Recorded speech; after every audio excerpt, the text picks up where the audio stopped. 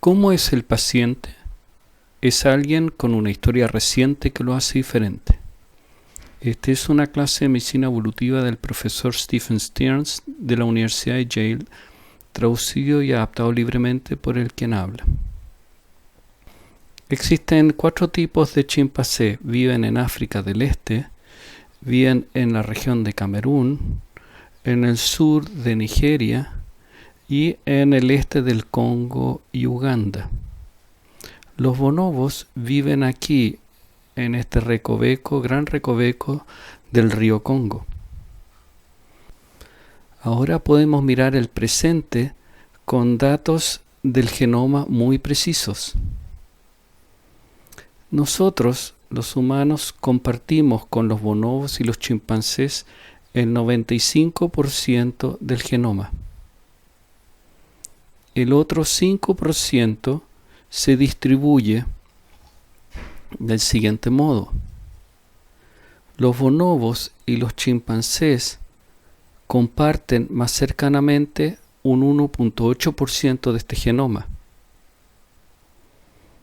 Los bonobos y los humanos comparten un 1,6% de este genoma, y en el caso de los humanos y los chimpancés, estos comparten más cercanamente un 1,7% de este genoma. Juntando todo esto, nosotros divergemos de los bonobos y los chimpancés hace 4,5 millones de años. Y divergen entre sí los bonobos y los chimpancés hace un solo millón de años. Y aquí algunos rasgos humanos que no están presentes en los chimpancés. Aquí una lista de características fenotípicas, su particularidad en el linaje humano y las posibles ventajas evolutivas. El patrón de crecimiento cerebral es conocidamente de un crecimiento postnatal prolongado para el ser humano con un retardo de la mielinización, lo cual se asocia con un incremento cognitivo. Aumenta la capacidad para solucionar problemas nuevos, aumenta el periodo crítico para el aprendizaje de nuevas habilidades y facilita la aparición de nuevas destrezas cognitivas. El tamaño cerebral. Hay un aumento de la relación entre el tamaño encefálico y somático, favoreciendo el incremento cognitivo. Aumenta la capacidad de crear soluciones nuevas para enfrentar amenazas y hay un incremento en lo cognitivo social. El descenso laríngeo. La lengua se encuentra en la garganta a nivel de la faringe. La laringe desciende al cuello. Esto ayuda al desarrollo del lenguaje. Glándulas sudoríparas. Hay un aumento de la densidad de las glándulas sudoríparas y de su capacidad de transpirar. Eso mejora la habilidad de enfriamiento. Con eso se evita mejor la hipertermia en los órganos térmicamente sensibles, como el cerebro, por ejemplo, durante las carreras de resistencia o prolongada. Carreras de resistencia. Hay una mejora en la disponibilidad energética para esfuerzos de alta demanda a través del glicerol, y también hay cambios anatómicos para correr. Mejora la condición de cazador y con ello accede a mejor dieta, carne, lo que favorece de ese modo el desarrollo cerebral. Características del parto. Hay un inicio más precoz y de mayor duración. Esto protege a la madre e hijo del mayor riesgo de daño por el aumento del tamaño craneano. Lagrimeo. El lagrimeo emocional. Lloramos. Esto enriquece la comunicación emocional con el grupo de pertenencia y mejora la comunicación afectiva. La función de los linfocitos T. Hay una hiperreactividad relativa de los linfocitos T. Esto mejora la función inmune. El pulgar. El pulgar es más largo, está dispuesto más distalmente y se asocia a músculos de mayor tamaño. Esto permite la confección de herramientas más precisas, permite la manipulación a escala mucho más fina. También hay otras características que son propios de la estirpe humana. Una de ellas es que los jóvenes, es decir, los recién nacidos, nacen muy altriciales, es decir, muy inmaduros y necesitados de intensos y prolongados cuidados. También el que el intervalo entre los nacimientos es corto, y eso es posible gracias al soporte social que hay en esta especie como conducta social. También la maduración es tardía, existe la menopausia. Vivimos entre 20 y 30 años más que el resto de las especies. Como ven, son un montón de características que lleva implícito el pertenecer a la especie humana, y estos se establecieron en los últimos 5 millones de años. La migración tiene muchas consecuencias e implicancias, y también la tuvo para los seres humanos. Lo que ocurre es, por un lado, una disminución de la variabilidad genética, y por el otro lado, esta genética va experimentando una selección distinta en la medida que se aleja de enfermedades, enfrenta otras, enfrenta nuevos ambientes y nuevas dietas. Lo que ocurre fundamentalmente es que cuando se migra en grupos más bien relativamente pequeños, eso ya reduce la variabilidad genética, y si esto se va repitiendo, una migración que se sucede hacia otra, sucesivamente se va acentuando esta disminución de la variabilidad genética por el efecto que los genetistas llaman cuello de botella genético fundador. Por otro lado, cuando se migra probablemente con pocos niños y casi ningún recién nacido. Eso ya disminuye la transmisión de enfermedades. Y si a esto le agregamos el atravesar barreras geográficas importantes como cadenas montañosas y grandes estepas, océanos, viajes en canoa, el estrecho Bering, entonces las personas van enfrentando ambientes nuevos y dejando enfermedades atrás, y enfrentando obviamente también dentro del ambiente nuevo nuevas dietas. Los grupos que se trasladaron a América y a Polinesia dejaron atrás algunas enfermedades de este modo, como el sarampión, la viruela, la peste, la gripe y el tifus, estos últimos casi ausentes en las zonas finales de migración hacia la Polinesia.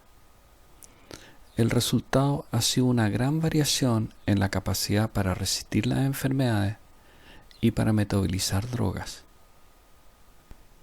Bien, ¿y cuál es la implicancia para nosotros el día de hoy? Bueno, queda establecido que, como compartimos todo el mismo origen, todos los seres humanos son genéticamente casi idénticos. ¿Cuál es la implicancia de todo esto para nosotros? Se establece que todos los seres humanos son genéticamente casi idénticos. Nuestro genoma es tan grande que las dos siguientes afirmaciones aparentemente contradictorias son verdaderas. Yo soy el 99.9% genéticamente idéntico a usted. Compartimos el 99.9% de los 3,3 millones de nucleótidos. Mi genoma difiere del suyo en un máximo de 3.3 millones de nucleótidos, 0.1%. Esto es confundente porque los números son muy grandes. La primera frase denota lo conservador que es la herencia, y la segunda enfatiza su flexibilidad. Tenga en cuenta que las diferencias de nucleótidos no son todos equivalentes. Algunos se dan en genomas neutros, algunos cambian o alternan la estructura de una sola proteína, algunos cambian el control de grandes redes genéticas. Estas y otras son las diferencias genéticas que existen entre los seres humanos. Y ahora nos referiremos a un paper que ya es un clásico entre los genetistas. Este es el publicado por Lee y sus colaboradores el año 2008 en el Science. Ellos estudiaron a 650.000 polimorfismos de un solo nucleótido en la población humana usando un panel. Se le estudió el genoma a 928 personas que no están relacionados entre sí, para decir no emparentados, y de 51 poblaciones distintas. Como van a ver más adelante, en este gráfico, cada una de las líneas representa el genoma de un individuo, y de modo que a lo largo de esto hay 928 líneas, y el origen de esa población son de estas 51 localidades distintas que están distribuidas y representan a todo el mundo. De modo que en este trabajo la superestructura genética de la población fue estudiada con una resolución genética muy alta, la más alta hasta la fecha. Estos polimorfismos, ¿qué son? Los polimorfismos, es decir, variaciones, pero de un solo nucleótido, no las deleciones, sustituciones, inversiones o variaciones de copias, son las más frecuentes en los individuos. Los polimorfismos son comunes si la incidencia de la variante genética en el alelo menor, es decir, el alelo de menor frecuencia, es mayor al 1% en la población, y la variante se considera rara si es que se presenta en menos del 1% en la población. Se ha estimado que el genoma humano contiene alrededor de 11 millones de SNPs de estos sitios que se conocen que tienen polimorfismos de un solo nucleótido. Y de esos 7 millones son de alta frecuencia, es decir, tienen una frecuencia de al menos 5%, y 4 millones tienen una frecuencia del 1 al 5%. El panel de diversidad del genoma humano estudia 650.000 de estos polimorfismos en que hay una variación en el locus de un solo de los nucleótidos. Los ancestros y la estructura de la población fueron determinados con este estudio con una resolución genética muy alta, la mayor hasta ahora. En cada una de estas líneas, aquí en la abscisa, se grafican las 650.000 SNPs, de manera que cada línea agrupa una alta densidad de información. Cada una de estas líneas que hay aquí representa a un individuo, de modo que a lo largo de esto hay 928 líneas. Estas personas han sido agrupadas por un programa llamado Structure, y este programa trata de encontrar los puntos naturales de agrupación sin considerar los datos geográficos. Y con esto se puede identificar un grupo de personas que está en África de rojo, un grupo de personas de Europa en verde, otro en Asia Central en azul, y Asia del Este en naranjo, y finalmente América del Sur y Norte en púrpura. Lo que se puede ver es que en el Medio Oriente se va a encontrar una persona que es una mezcla de Medio Oriente, europeo y del centro de Asia.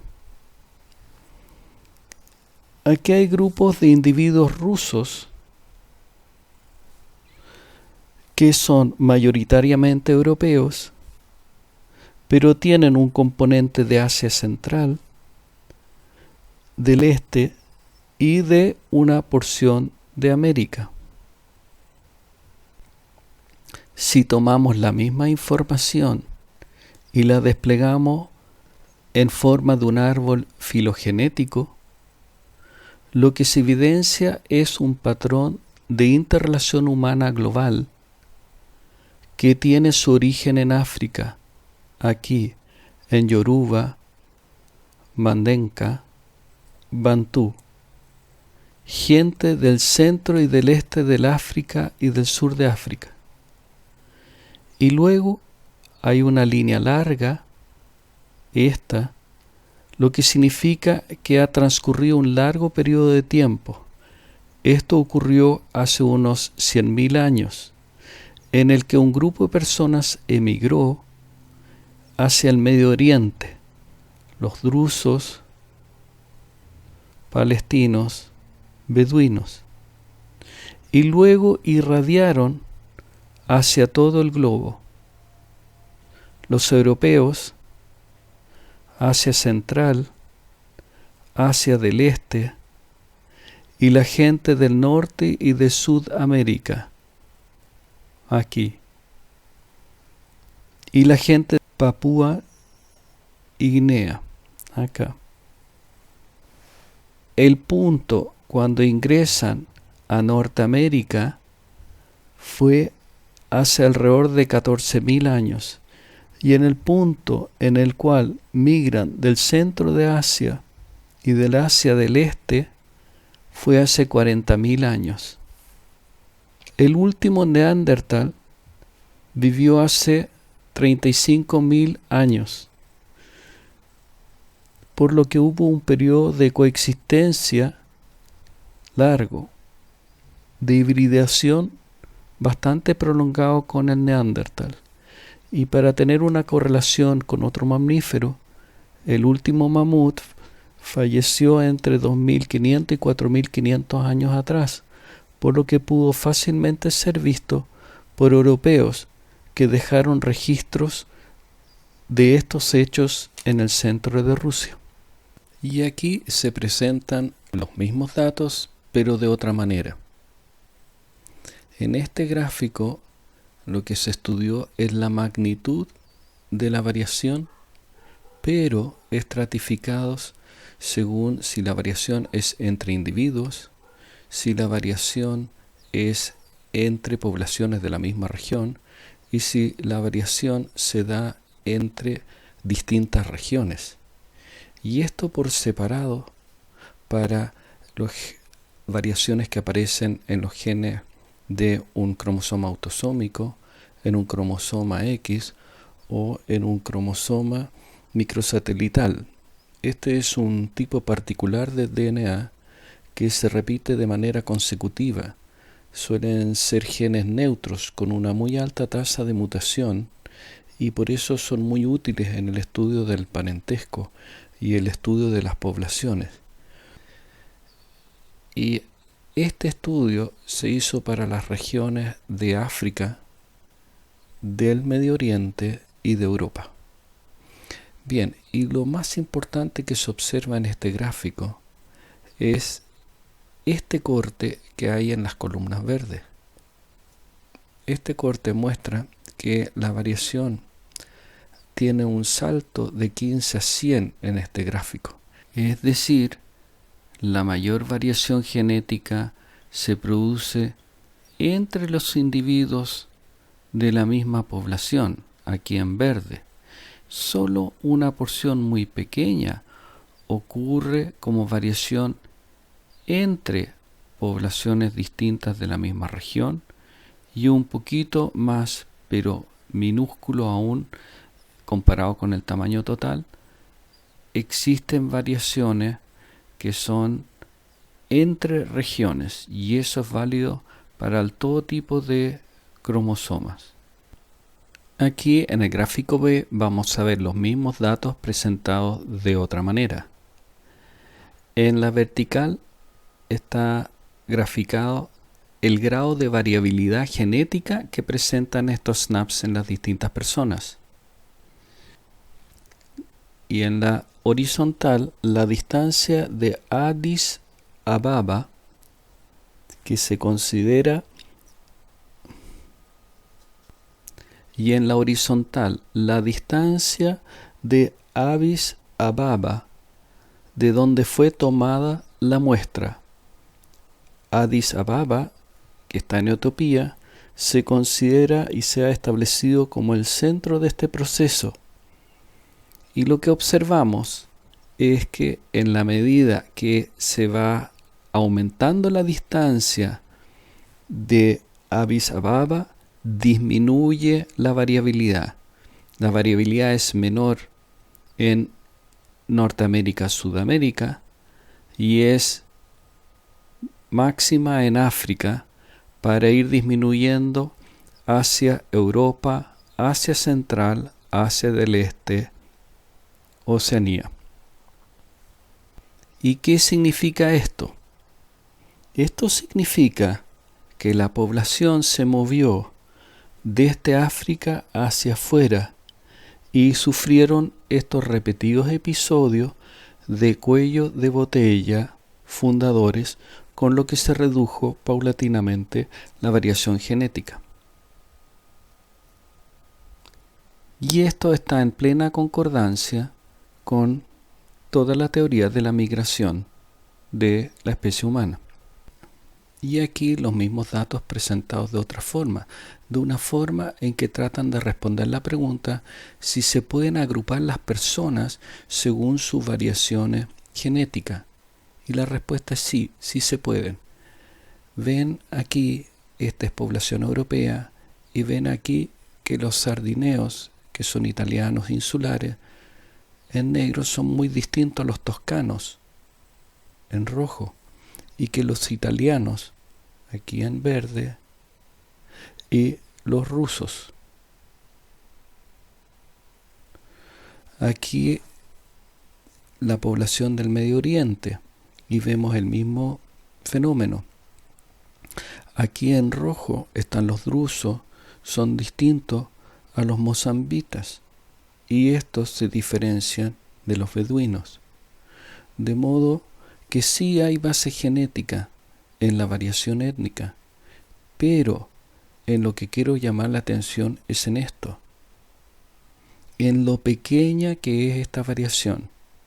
En este gráfico, la dispersión de los datos hacia arriba está dado por una diferencia solamente del 1.6% de los genes, y hacia la derecha la dispersión está dada por el 2.4% de la variación. En el gráfico para el Medio Oriente, hacia arriba la dispersión solamente por un 2.6% y hacia la derecha por un 5% de los genes. De modo que las diferencias que tenemos aquí son muy pequeñas. Se requieren gigantescas poblaciones analizadas para poder visualizar estas muy pequeñas diferencias. En el contexto global, esta diferencia es muy lejos de ser grande, es minúscula.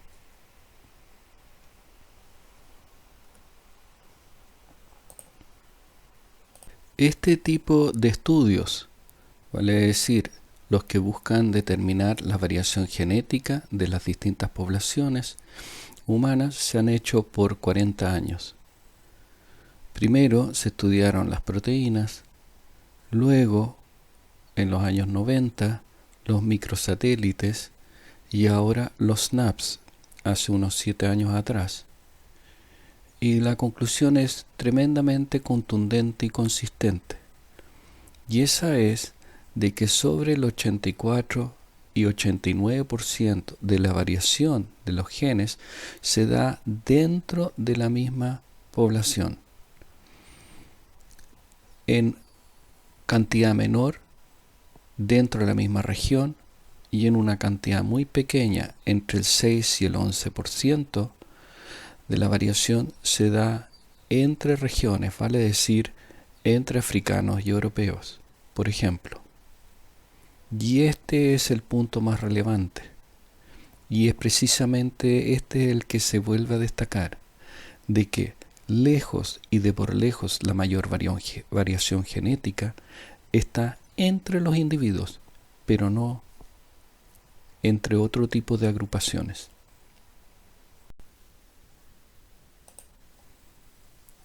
Bueno, ¿y qué significan estos datos si lo vemos en contexto de una característica en la que todos llegamos a pensar cuando se menciona la palabra raza, el color de la piel? Bueno, nuestros ancestros primates tenían la piel clara debajo del pelo oscuro. La piel expuesta, por ejemplo, lo de la cara, fue clara al nacer y se fue oscureciendo con la edad.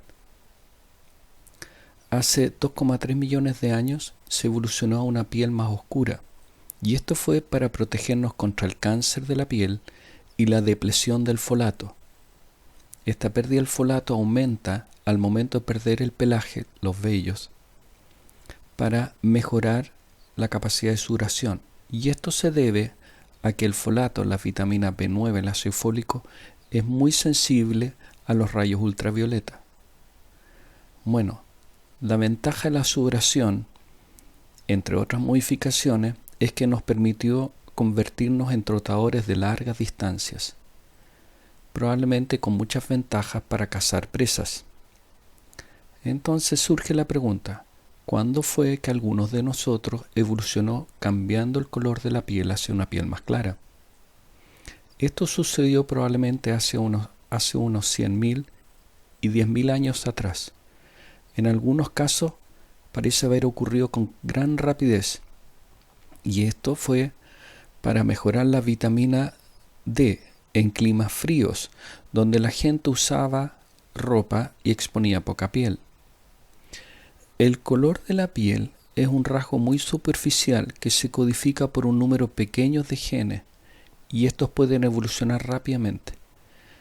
Está determinado por el balance costo-beneficio entre los beneficios de la vitamina D y los costos de la carencia del folato.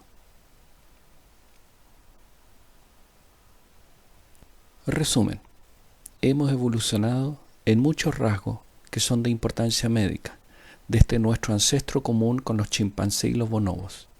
Salimos de África hace unos 100.000 años. A medida que avanzamos en ambientes con diferentes dietas y enfermedades, evolucionamos genéticamente con distintas resistencias a enfermedades y distintos metabolismos a las drogas. Ambas características difieren ampliamente.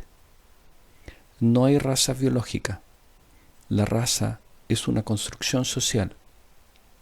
Existen diferencias genéticas asociadas a la etnicidad con implicancias para la medicina. Esta es una clase del profesor Stephen Stearns de la Universidad de Yale, traducido libremente por el quien habla.